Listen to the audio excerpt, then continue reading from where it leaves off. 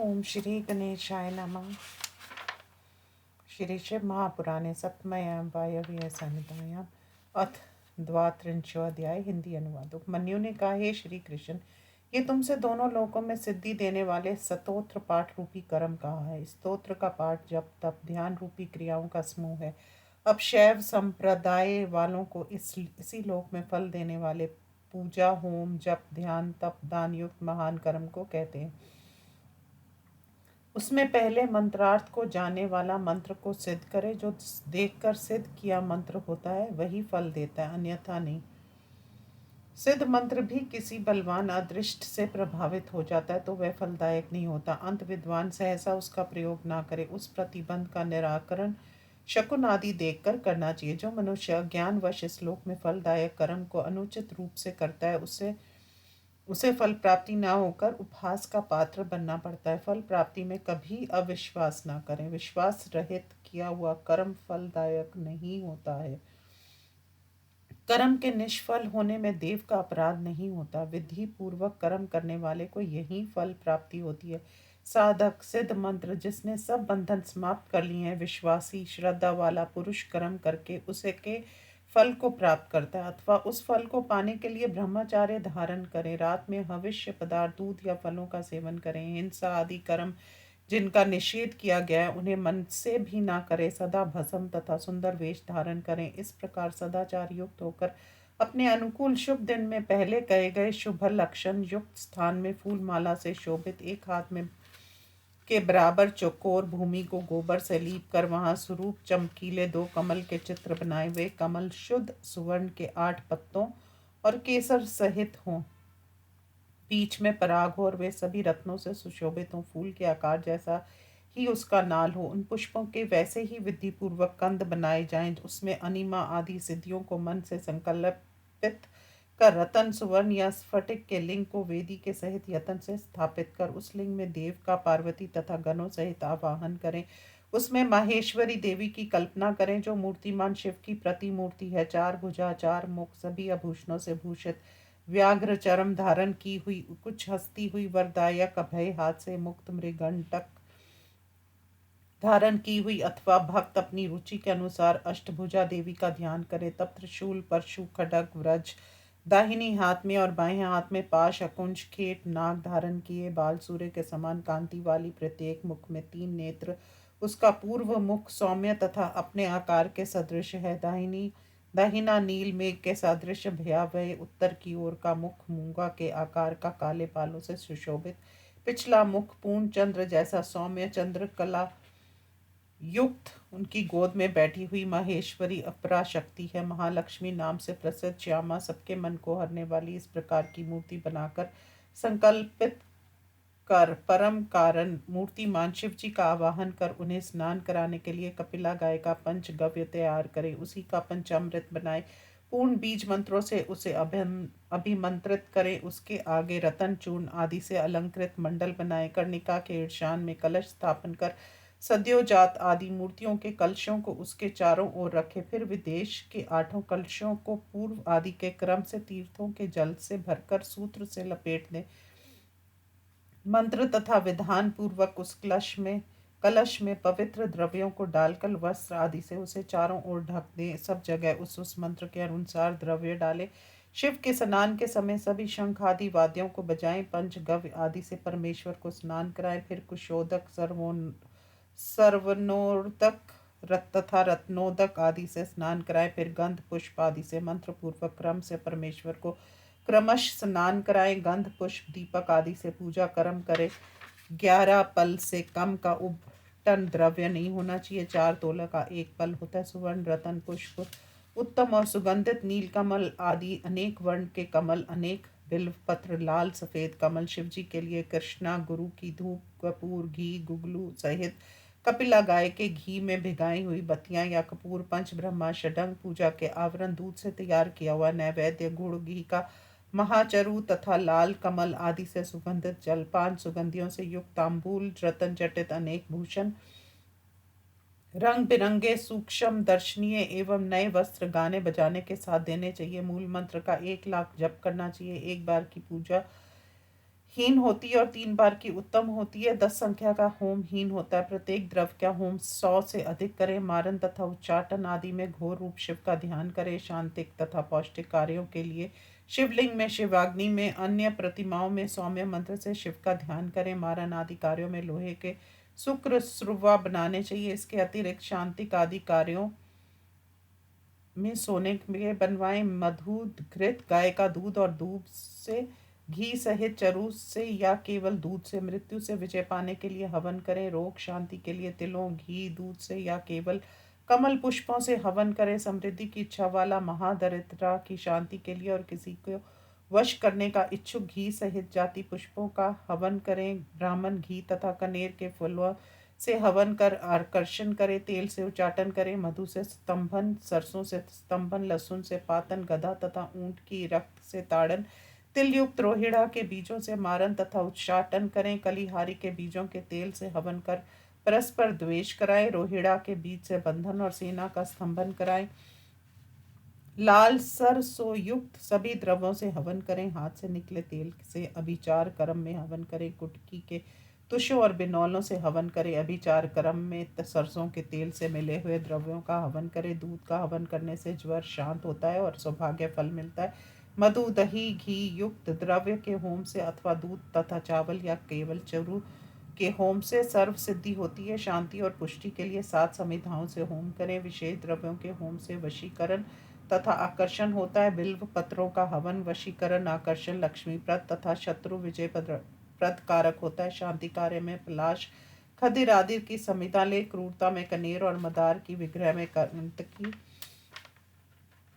वृक्षों की लें। शांत होकर शांतिक तथा पौष्टिक कर्म करें। निर्दयी तथा क्रुद्र चित्त वाला अभिचार कर्म करे। जो बहुत कष्ट में पड़ा हो और कोई उपाय न हो तो आताई को मारने के लिए अभिचार कर्म करे, परंतु अपने राष्ट्र के स्वामी के प्रति कभी अभिचार कर्म न करे। जो आस्तिक, धर्मात्मा, मान्य आदि कोई हो तो यदि कोई शिव भक्त हो वे भले ही ताई उसके प्रति मन, वाणी, कर्म से अभिचार कर्म न करें। अपने राष्ट्र के स्वामी अथवा शिव भक्त के प्रति अभिचार कर्म करके मनुष्य पतित हो जाता है। इसलिए अपना भला चाहने वाला पुरुष अपने राष्ट्र के पालक तथा किसी भी शिव भक्त का विचार कर्म से वध न करे और किसी को लक्ष्य करके मारन प्रयोग करने पर पश्चाताप हो तो प्रायश्चित करे। निर्धन पुरुष बाण लिंग की पूजा करे तो वह धनी हो जाता है, अथवा स्वयं प्रकट हुए लिंग, ऋषि स्थापित लिंग का या वेद प्रसिद्ध लिंग में सोना, रतन आदि से पूजन की शक्ति ना हो तो मन से ही उन द्रव्यों का ध्यान करे या उनके विकल्प में दूसरे द्रव्यों से पूजे।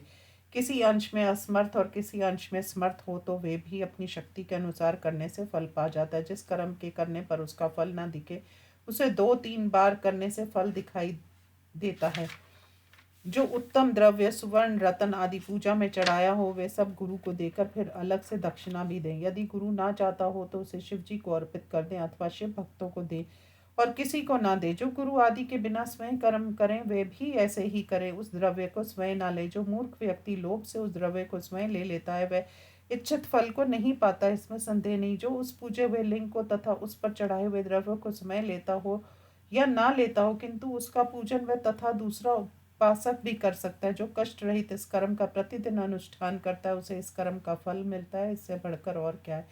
तो भी प्रकन वश कर्म की उत्तम सिद्धि विधि को कहता हूँ। यदि भक्त शत्रुओं से या अनेक रोगों से पीड़ित हो, मृत्यु के मुख में गया हुआ भी वह कष्ट से मुक्त हो जाता है। अत्यंत कृपण राजा जैसा हो जाता है, दरिद्र कुबेर जैसा हो जाता है, कुरूप कामदेव जैसा और वृद्ध जवान हो जाता है, शत्रु मित्र तथा बैरी नौकर जैसा हो जाता है, विष अमृत और अमृत विष हो जाता है, समुद्र स्थल और स्थल समुद्र हो जाता है, पर्वत गड्ढा और गड्ढा पर्वत हो जाता है, आग सरोवर तथा सरोवर अग्नि हो जाता है, वन बगीचा बगीचा वन तथा मृग सिंह और सिंह खेलने योग्य मृग हो जाता है। स्त्रियां अभिसारिका हो जाती हैं और लक्ष्मी स्थिर हो जाती है, वाणी स्वच्छंद हो जाती है, कीर्ति वैश्या की भांति घूमने लगती है, बुद्धि स्वच्छंद गामिनी व्रज सूची के समान हो जाता है, शक्ति आंधी जैसी और बल मदमस्त हाथी के जैसा हो जाता है। शत्रु पक्ष में की गई क्रिया यत्नों के कारण खंबा की भांति सुदृढ़ हो जाती है। शत्रुओं के मित्र उन्हीं के शत्रु हो जाते हैं। शत्रु जीवित होने पर भी बंधुओं सहित मृतक के समान हो जाते हैं। रोग मुक्त होकर स्वस्थ हो जाता है। अपत पदार्थ भी रसायन के समान शक्तिवर्धक हो जाते हैं। रात दिन सहवास करने पर भी प्रतिदिन प्रेम बढ़ जाता है। भूतकाल की वस्तुएं हाथ में रखे हुए आंवले के समान हो जाती हैं और अनिमा आदि सिद्धियां स्वयं फल देने लगती हैं। अधिक कहा जाए, इस कार्य के करने पर सब कार्य सिद्ध हो जाते हैं और कोई वस्तु दुर्लभ नहीं रह जाती। इस प्रकार श्री शिव महापुराण में ऐहिक सिद्धि कर्म वर्णन नामक 32वां अध्याय समाप्त। अथ त्रयस्त्रिंशो अध्याय। उपमन्यु ने कहा, इसके बाद मैं फल देने वाली विधि को कहता हूँ। इसके समान 3 लोकों में दूसरा कोई कर्म नहीं है। यह कर्म अतिशय पुण्य से युक्त है। इसका अनुष्ठान सभी देवताओं ने किया, विशेष करके ब्रह्मा, विष्णु तथा रुद्र ने इस कर्म को किया है। इंद्र आदि लोकपालों, सूर्य आदि 9 ग्रहों, ब्रह्मा, वेताश, विश्वामित्र, वशिष्ठ आदि महर्षियों ने, श्वेत, अगस्त्य, दधीचि तथा हमारे जैसे शिव भक्तों ने, नंदीश्वर, महाकाल, भृगिंश आदि गणेश्वरों ने, पातालवासी दैत्यों ने, शेष आदि नागराजों ने, सिद्ध, यक्ष, गंधर्व, राक्षस, भूत, पिशाच आदि ने इनकी उपासना कर अपना अपना पद पाया। इसी विधि से सभी देवता देवत्व को प्राप्त हुए। ब्रह्मा ने ब्रह्मात्व पाया, विष्णु ने विष्णुत्व पाया, रुद्र ने रुद्रत्व पाया, इंद्र ने इंद्रत्व को पाया, गणेश भी इसी विधि से गणेश रत्व को प्राप्त हुए। सफेद चंदन के घोल से शिव शिवात्मक लिंगन को स्नान कराकर, विकसित सफेद कमलों से शिव को पूज कर तथा प्रणाम कर, संपत्ति होने पर स्वर्ण आदि अथवा रतन आदि से अपनी शक्ति के अनुसार सभी लक्षणों से युक्त रमणीय पद्मासन बनाकर, केसर समूह के बीच में अंगूठा के बराबर छोटे लिंग को स्थापित कर, सभी सुगंधित द्रव्यों से युक्त दक्षिण भाग में स्थापित कर, बिल्व पत्रों से पूजे। दाहिनी ओर अगरू और बाईं ओर मैनसिल, उत्तर में चंदन और पूर्व में हरिताल तथा सुगंधित रमणीय रंग बिरंगे फूलों से उनका पूजन करे। कृष्णा गुरु तथा गोकुल की धूप दें। पहनने के लिए सूक्ष्म एवं उज्जवल वस्त्र निवेदित करें। घी मिली हुई खीर तथा घी के दीपक दिलाएं। मंत्र पूर्वक सब कुछ अर्पित कर प्रदक्षिणा करें। भक्ति पूर्वक देवेश को प्रणाम कर तथा उनकी स्तुति कर अंत में क्षमा प्रार्थना करें। सभी उपहारों को मिलाकर लिंग को अर्पण करें। शिव के लिए दक्षिणा मूर्ति का आश्रय लेकर सभी वस्तुओं को शिव मंत्र से अर्पण करें। इस प्रकार जो प्रतिदिन पंचगंधमय शुभ शिव पूजन करता है वह सभी पापों से मुक्त होकर शिवलोक में सम्मान पाता है। ये शिवलिंग व्रतों में श्रेष्ठ तथा परम गुप्त है। तुम शिव भक्त हो इसलिए कह दिया, इसे जिसे किसी को मत देना। इसका उपदेश केवल शिव भक्त को देना, ऐसा शिव जी ने पहले कहा था। इस प्रकार श्री शिव महापुराण में आमुमिश्क कर्म विधि वर्णन नामक 33वां अध्याय समाप्त। अथ चतुस्त्रिंशो अध्याय। उपमन्यु ने कहा, नित्य नैमित्तिक तथा काम्य व्रत की जो सिद्धि यहाँ कही गई है वह सब शीघ्र ही लिंग बेर की प्रतिष्ठा से मिलती है। यह संपूर्ण लोक लिंगमय है, सब इस लिंग में ही प्रतिष्ठित है। अंत लिंग में प्रतिष्ठित हो जाने पर सबकी प्रतिष्ठा हो जाती है। ब्रह्मा, विष्णु, रुद्र आदि कोई देवता हो, लिंग प्रतिष्ठा को छोड़कर किसी की भी अपने पद में स्थिति नहीं हुई। इस प्रतिष्ठा के संबंध में और अधिक क्या कहा जाए, क्योंकि स्वयं शिव जी ने भी विश्वेश्वर लिंग की प्रतिष्ठा की। इसलिए सभी प्रयत्नों से इस लोक तथा परलोक में कल्याण चाहने के लिए परमेश्वर की लिंग मूर्ति की स्थापना करें। श्री कृष्ण ने कहा, ये लिंग क्या है? महेश्वर को लिंग कैसे कहते हैं? लिंग रूप कैसे हैं? किस कारण इसमें शिव की पूजा होती है? उपमन्यु ने कहा, अव्यक्त को लिंग कहते हैं। ये त्रिगुण प्रभव तथा अव्यय है, अनादि अनंत और संसार का उपादान कारण है। वही माया की आकाशमित का मूल प्रकृति है। यह चर अचर संसार इसी से उत्पन्न हुआ है। ये शुद्ध अशुद्ध शुद्धाशुद्ध भेद से 3 प्रकार का है। उसी से शिव, महेश, रुद्र, विष्णु, ब्रह्मा, पंच महाभूत इंद्रियां उत्पन्न होकर शिव की आज्ञा से लीन हो जाते हैं। ये तब शिव लिंगी है और वह लिंग की वो आज्ञा देते हैं, क्योंकि उनकी आज्ञा के बिना कुछ कार्य नहीं कर सकता। तब पैदा हुए संसार का विलय उसी में हो जाता है। इसी से उनकी लिंगता सिद्ध होती है और किसी प्रकार से नहीं। शिव शिवा का शरीर लिंग है, उन्हीं से ये अधिष्ठित है। इसलिए लिंग में अम्बा सहित शिव का प्रतिदिन पूजा करना चाहिए। लिंग वेदी महादेवी हैं, लिंग साक्षात महेश्वर है। इन दोनों के पूजन से शिव शिवा का पूजन हो जाता है। वास्तव में उनका लिंग का देह नहीं है, क्योंकि ये दोनों विशुद्ध हैं। देह तो उनका उपचार मात्र है। वे ही परमात्मा शिव की परम शक्ति है। जब शक्ति आज्ञा देती है तब चर अचर संसार की सृष्टि होती है। उनकी महिमा का वर्णन सैकड़ों वर्षों में नहीं किया जा सकता। जिससे पहले ब्रह्मा और नारायण दोनों मोहित हो गए थे, पहले जब तीनों लोकों में प्रलय हो चुकी थी, जब भगवान समुद्र के भीतर शेषशैया में निश्चिंत सुख से सोए थे, तब सहसा लोक पिता में ब्रह्मा जी वहां पहुंचे। वहां उन्होंने सुख से सोए पुंड रिकाश विष्णु को देखा। तब शिव माया से मोहित ब्रह्मा जी ने विष्णु जी से कहा, तुम कौन हो, बोलो। ऐसा क्रोध में कहा और माधव को मारकर उठाया थे। वे भी तीव्र हाथ से प्रहार से आहत को हो क्षण भर में जग गए। शयन से उठकर उन्होंने ब्रह्मा को देखा और भीतर से कुपित होकर भी हरि ने शांत भाव से कहा, हे पुत्र, तुम कहाँ से आए और व्याकुल क्यों हो, कहो। विष्णु के महानता गुण सूचक इन वचनों को सुनकर रजोगुण के कारण विरोध पूर्वक ब्रह्मा ने फिर कहा, जैसे गुरु अपने शिष्य से कहता है, वैसा ही तुम मुझसे वत्स क्यों कहते हो। तुम ये नहीं जानते कि सब सृष्टि मैंने की है, मैं इसका नाथ हूँ। मैंने अपने को 3 भागों में बांटा है, पहले सृष्टि की, अब उसकी रक्षा कर रहा हूँ, फिर संहार करूंगा। मेरा सृष्टा संसार में कोई नहीं है। ऐसा उसके ऐसा कहने पर अव्यय विष्णु ने ब्रह्मा से कहा, मैं ही सृष्टि का अधिकर्ता, पालक तथा विनाशक हूँ। आप भी पहले मेरे ही अव्यय अंग से अवतरित हुए हैं। मेरी ही आज्ञा से तुमने अपने को 3 भागों में बांट कर तीनों लोगों की सृष्टि की। अब पालन कर रहे हो, फिर संहार करोगे। तुम अनामय जगन्नाथ नारायण को भूल गए हो। तुम साक्षात अपने पिता का ऐसा अपमान कर रहे हो, तो इसमें तुम्हारा अपराध नहीं, मेरी माया से तुम भ्रमित हो गए। तुम्हारा ये भ्रम मेरी कृपा से शीघ्र दूर हो जाएगा। ये ब्रह्मा सुनो, मैं सभी देवताओं का स्वामी हूँ।